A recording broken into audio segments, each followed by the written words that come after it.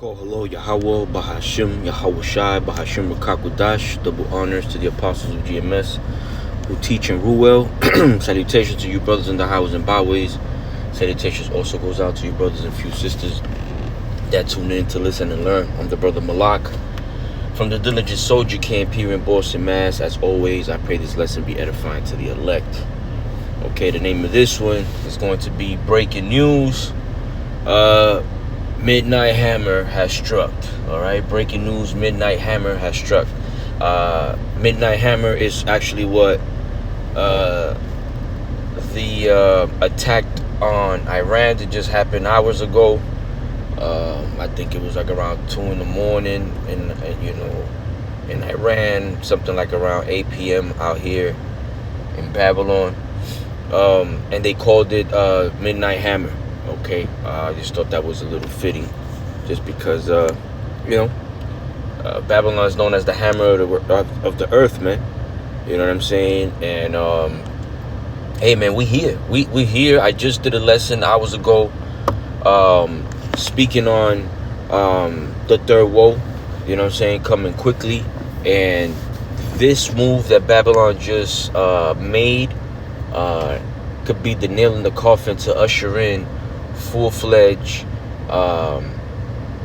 physical war, man. All right, because as I stated in the previous lesson and in other lessons, and brothers always mention it, there's a lot of cold wars going on, okay, but there's also a lot of hot wars going on too.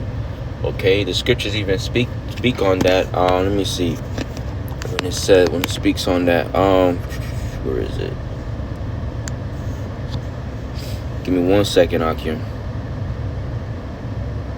Yeah, Matthew 24:6, and ye shall hear of wars and rumors of wars. Okay, so there's wars going on right now. Okay, or you got that all around the world. But these elite nations like Babylon, Russia, China, Europe, when these people get involved, not by proxy but directly, that's when it's really happening. It intensifies, right? That's when it gets really brutal, to the point where strategically Babylon attacked Iran, so-called strategically, man. Because they tell us one thing, but who knows? God, Yahweh Bashem Yahushua only knows what these devils are really doing, what they really struck, and then they report to us or whatever, but always bullshitting us. But yeah, man, that's the time that we in. That is the time that we in. And man, listen, this could escalate really fast. I'm talking about days or even weeks, man.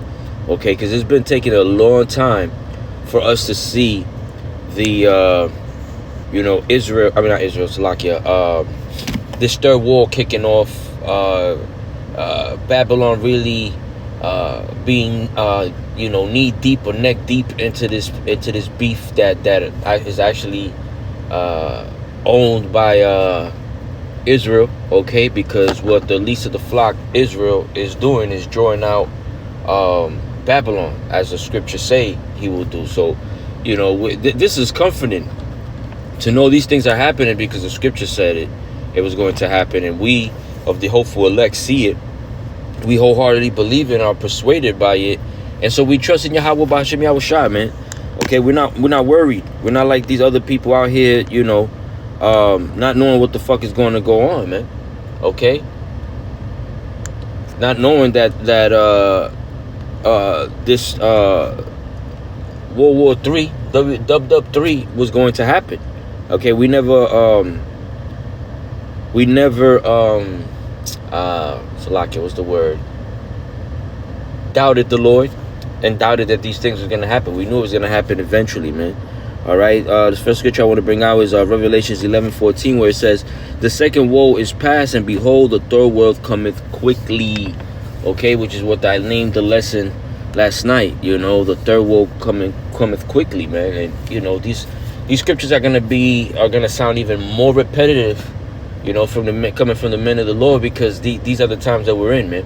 Okay, and the because of the short attention span that Jake got, even in the midst of everything that's going on and being proven to them through the scripture, Jake is in it 1 second, the next second he's looking up bullshit on the internet. You know what I'm saying? And shit that don't even really matter, man. Okay, let's get. Let's get Jeremiah 50 and 45. It says, "Therefore, hear ye the counsel of Yahweh that he has taken against Babylon, and the purpose that he has proposed against the land of the Chaldeans. Surely the least of the flock shall draw them out. Surely he shall make their habitations desolate with them." Okay, this is, Babylon is involved, right? All these Edomites, no matter what, for centuries have been involved in all of this, because this has been the ongoing plan, man. To control the earth. But to control the earth, these people need resources. They need land, and this is what basically is going on as far as like Israel and Palestine. Okay, it's just a land grab, and the resources that are there are being raped by. In other words, taken by Babylon, and this is where we are. And you have a lot of people that deny it. You have a lot of people that wish it wasn't so. But I mean, this is where we are, man. And a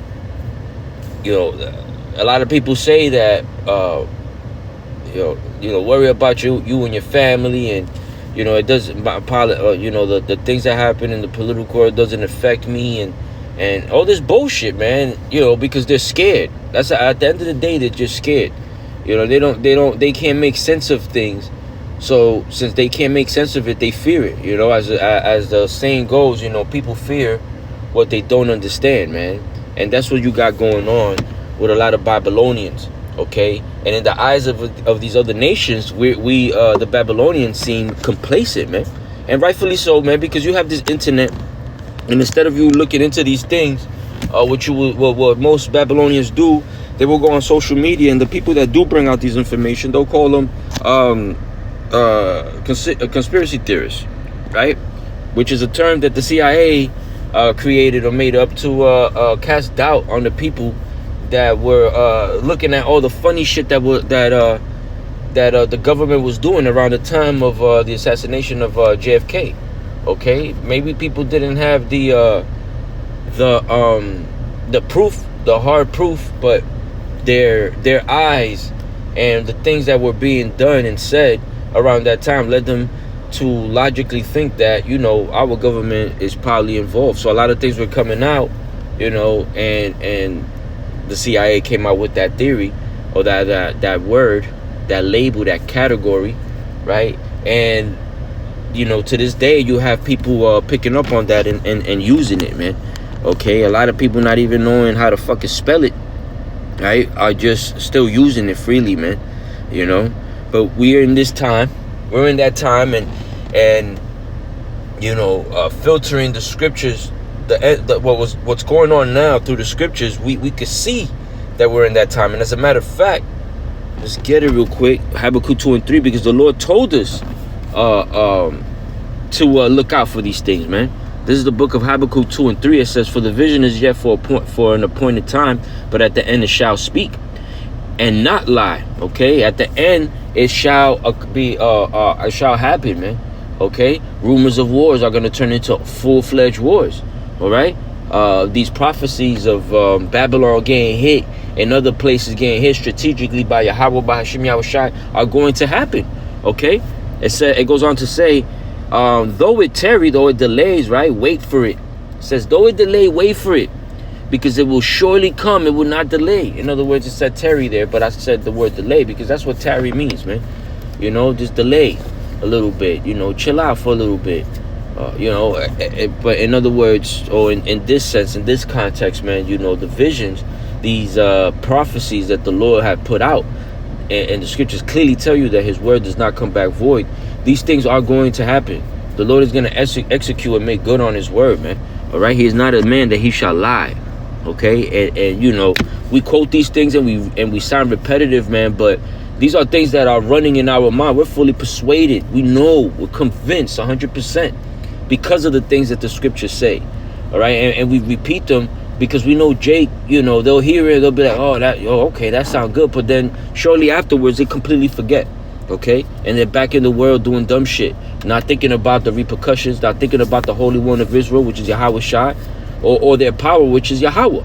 Okay, let's get a couple more and close out. This is the book of 1 Thessalonians 5:3. It says, "For when they shall say peace and safety, then sudden destruction cometh upon them, as travail upon a woman with child, and they shall not escape." Now, a pregnant woman, for those men that have experience living with their wife, as they're pregnant, at the very end, when they're 9 months, man, and you lay with her, man, you smash that, when you ejaculate in her, that causes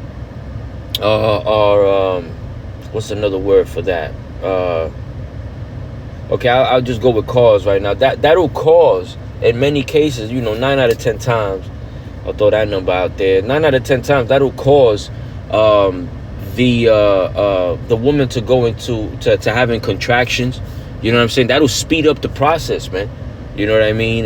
Doctors try to do that. They call it inducing the pregnancy, man. Men induce the pregnancy in women by laying with them and ejaculating, and it's something about the man's semen and the woman's womb, man. At that particular time when the woman is 9 months, 9 and some change, or 8.5 and some change, or whatever, it causes them to have contractions out of the blue.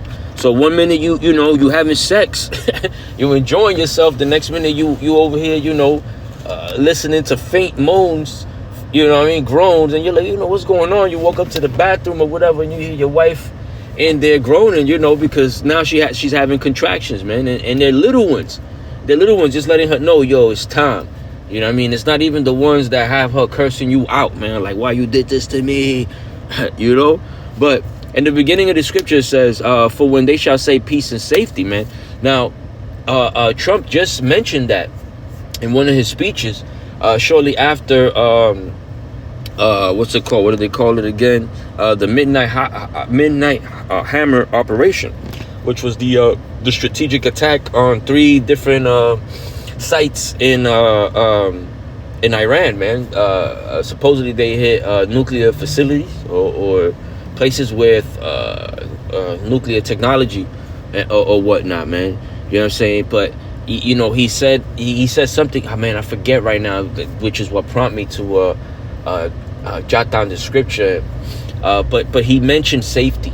He mentioned how it's safer now with these people not having these nuclear facilities, which, might I add, they had let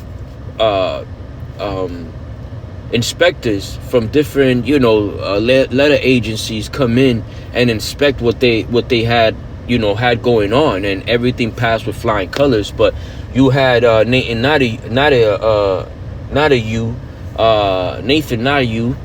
if you catch my drift, man, for the past 15-20 years, talking about that Palestine was just days, weeks, months from achieving detonation devices and nuclear capabilities, and always bullshitting, always keeping that boogeyman out there, and side note, man, the only one that was good enough to do that was these Babylonians, man. They could talk a good one, but you could see right through this devil, the prime minister, whoever he is, I forget at the moment, of Israel, Nathan, not a Jew, man. He has been bullshitting forever, and you could hear, you could feel, you just know it's a lie. He's just bullshitting, man. At least Babylon gives you all the different theatrics, you know what I mean, and drama and shit, and kind of convinces you, by your different senses, you know what I mean. But these Israelis over there, they just flatlining shit over there, and they bullshit right through their teeth, man. You know what I mean? But hey, at the end of the day, their enchantments are down. You know what I'm saying? The Lord has taken off that covering cast from our eyes and giving us that eye salve, man, to know and not to be tricked by the devices of these devils, man. Okay, that's just what it boils down to, man. Last scripture I want to I'll leave you with, is in the book of 2nd Ezra, chapter 9, verse 1. It says, he answered me then and said, measure thou the time diligently in itself. All right, we should be looking at the prophecies, at the scriptures, and these things that are going on, marrying them together and filtering and figuring these things out through the spirit of Yahweh Ba'ashem Yahushai.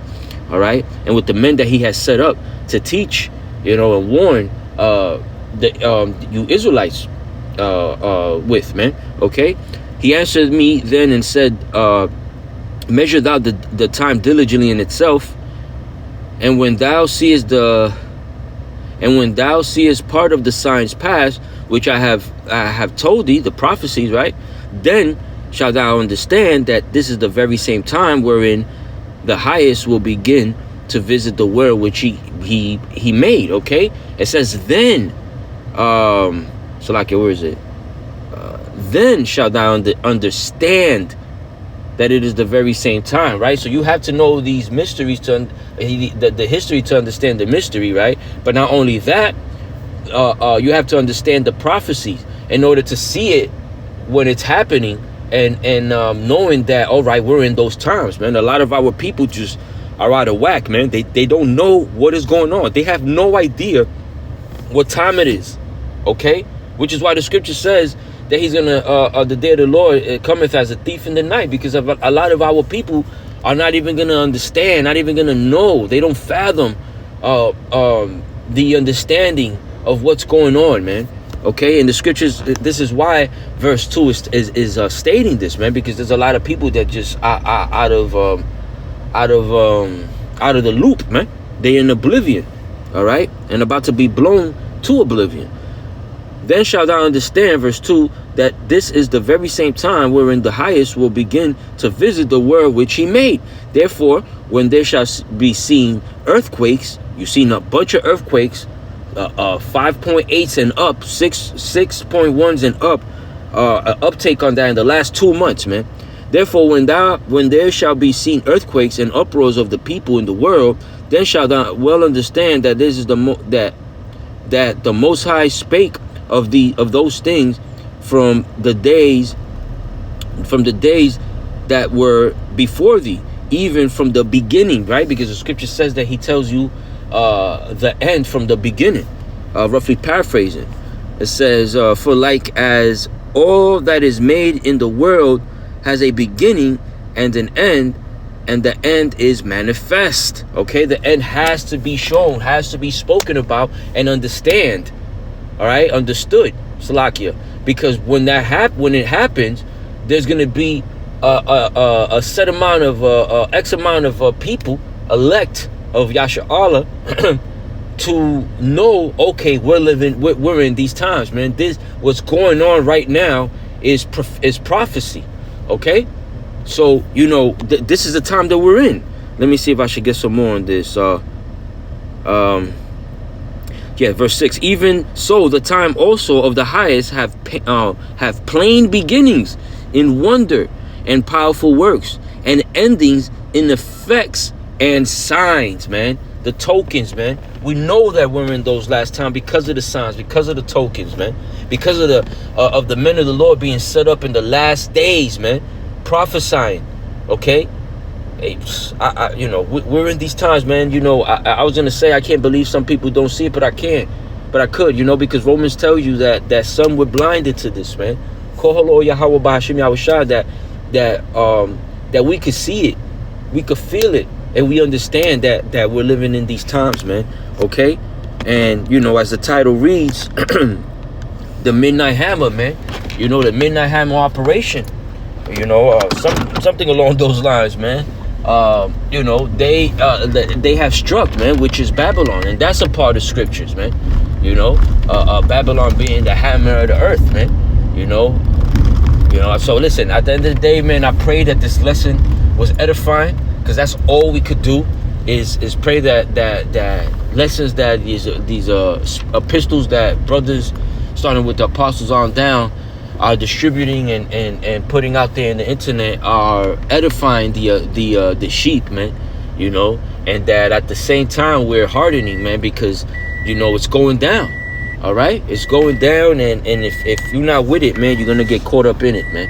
All right, so I pray that this lesson was edifying. In closing, I want to give all honors and praises to Yahweh Bahashim, Yahweh Shai Bahashim Rukakudash.